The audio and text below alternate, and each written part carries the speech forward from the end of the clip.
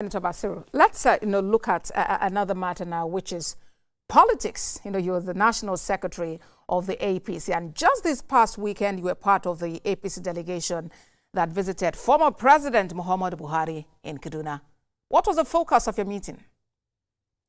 We did not go to have a meeting per se with our leader, General Muhammadu Buhari, President Muhammadu Buhari. Pardon me. It's part of our routine visits to leaders of our party. And when we got the appointment to visit our former president, we did not even know that some strange elements who were looking obviously for photo opportunity had gone to Kaduna. We got, the news when we landed in Kaduna because our appointment was for 7 p.m. Senator Basiru, apologies. You used a word there that might not be fitting for television. So let's just try to watch the words and I'm not a journalist. I don't know what I said. Strange bedfellows who are seeking for photo opportunity. I don't know what is libelous or what is wrong about that. I'm just saying plain English language. If anybody can go and visit anybody and seek photo opportunity, I don't see anything uncomplimentary about that remark. It's white and black is white and black. It may be uncharitable for certain individual. President Muhammadu Buhari is a leader of our party, somebody who won 2 elections, presidential election on the platform of our party, and of course, who also succeeded in ensuring that power is handed over in the democratic election to an equally competent and able leader of our party. So we were not aware of any such visitation before we got our appointment for 9 p.m. Friday evening with President Muhammadu Buhari. And our meeting basically is post-Salah homage, and that also afforded the delegation of the NWC to brief our leader as to what we have been doing since the last time we visited him last year. And we were able to apprise him of development in our party, of the establishment of the Progressive Institute, of the outcome of the National Caucus and the NEC meeting that we have had, and of course, the commencement of the e-registration by which we have a digital database of members of our political party, and also to commend President Muhammadu Buhari for remaining committed to the party and disabusing the mind of the populace against individuals who wanted to be dropping his name, that they got his assent before they moved to whatever political party they wanted to move to. And it is in the public domain that President Muhammadu Buhari categorically stated that he is a member of the All Progressive Congress and they would rather like to be addressed, as such. And of course, in the birthday greeting to President Bola Ahmed Tinubu, he made it clearly that he's proud to be associated with President Bola Ahmed Tinubu, who he described as a serial election, winner. So as far as we are Senator concerned, Basiru, we have... Yes, I got your explanation about that, but it's quite clear, just like you yourself have referenced, the visit came just hours after members of the opposition paid a similar visit to the former president.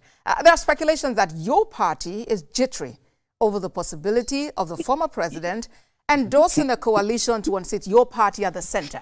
What's your response? I think there are 2 fallacies in what you have said. There is no coalition. If there's any coalition, it will be in the figment of imagination of anybody.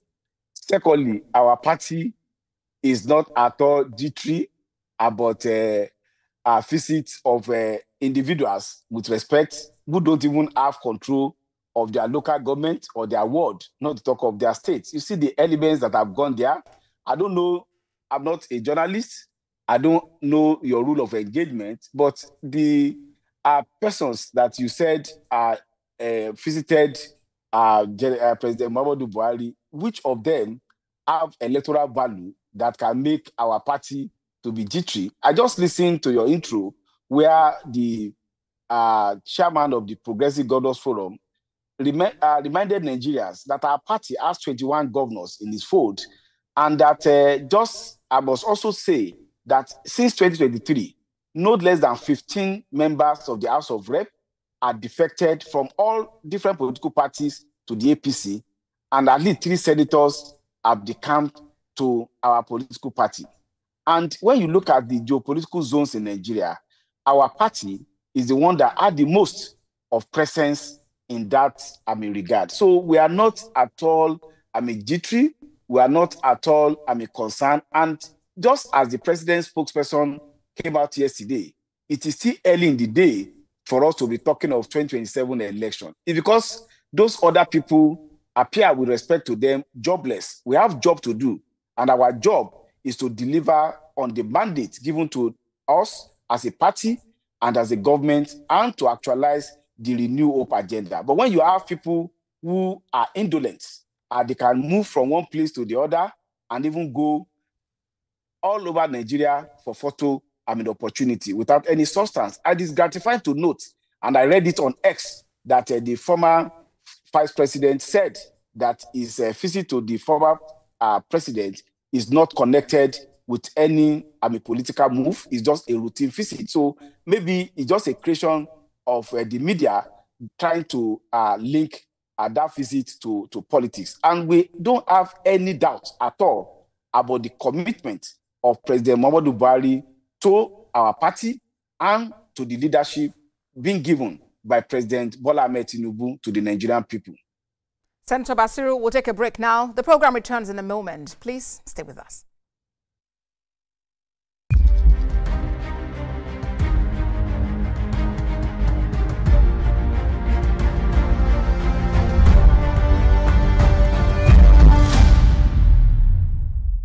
This is Beyond the Headlines. The National Secretary of the APC, Ajibola Basiru, is my guest. Senator Basiru, there are those who believe that your party seems to be experiencing a crack. The CPC, which was a member of the merger that produced the APC, it's covered that members of the CPC are actually those who are leaving the APC. Is it true that the APC is losing sleep over them? I don't know what you mean by members of CPC. I think politics is an interesting game. People can just drop a name.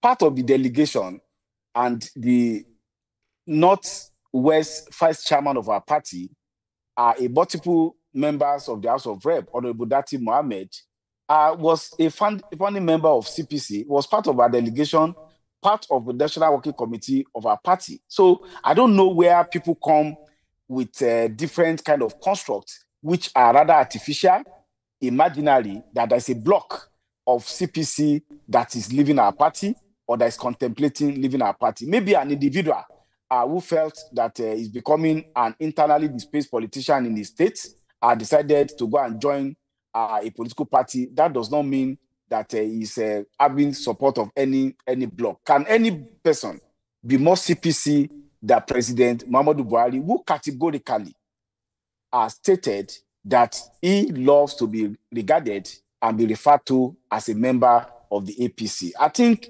when people want to go to other platform, they need to raise their profile, albeit without any factual basis. Maybe that is the origin of the artificial construct of reference to a block of the CPC. There's no block of any ACN, CPC, ABGA, AMPP, again, in our party, the APC.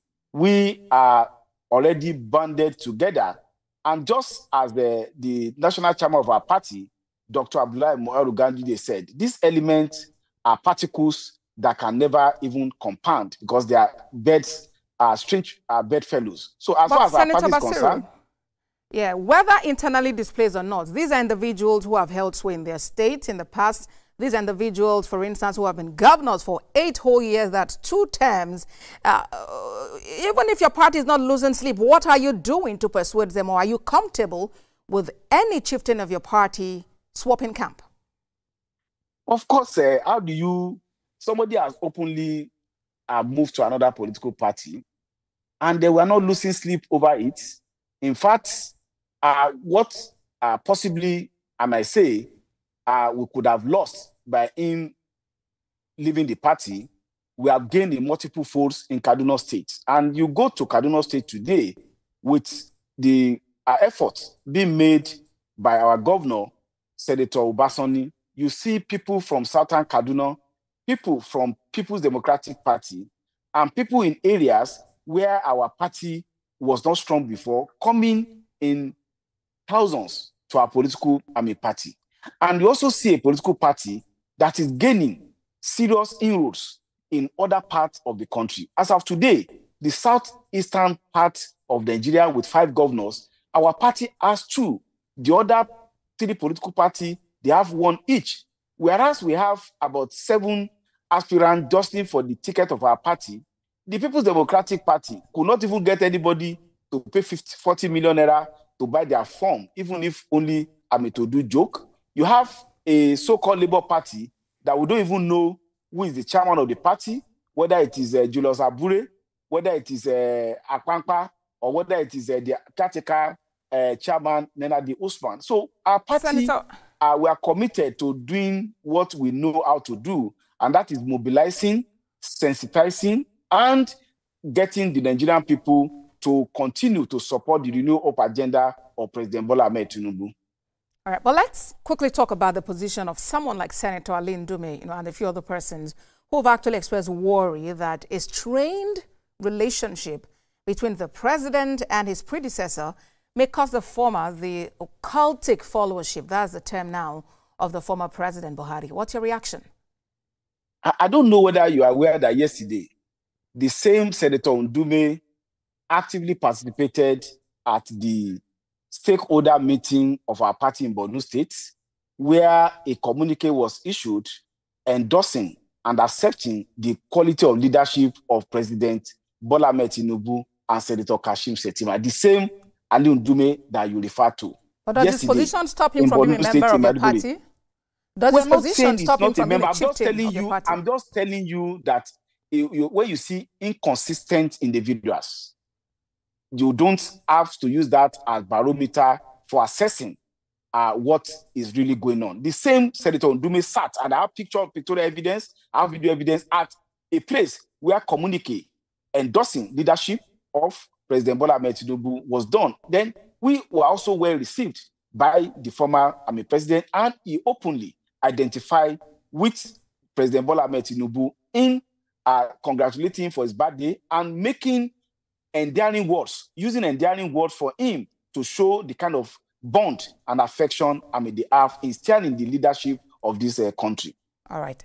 I hear you. As we wrap up the conversation, former President Muhammadu Buhari had previously hinted that he would prefer to live a private life after, leaving office. What do you think the former president has suddenly become a rallying point for both governing and opposition leaders? The former president has not defected from his position. In fact, when we met him, he jokingly told us that now that he's off from Aso Rock, he sleeps when he feels like sleeping. He wakes up when he feels like waking up. He attends to any phone call when he feels like attending to those phone calls. And that as far as he's concerned, he's enjoying his retirement blissfully. What we have gone to do is to pay Salah homage and, of course, to brief him as to the progress being made by a political party, not to deny the old man who had contributed so much to the building of the country. In fact, he categorically said that he's happy and committed to work for the unity and progress of the Federal Republic of Nigeria. National Secretary of the All Progressives Congress, Dr. Ajibola Basiru, thank you very much for your time on the program. Yeah, thank you for